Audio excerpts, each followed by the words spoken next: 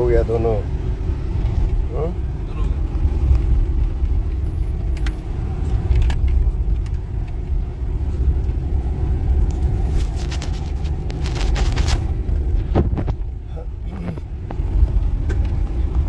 आप सबके दिल से प्रणाम करत हनी, पैर छू के। आप सबके आशीर्वाद बनल रहे।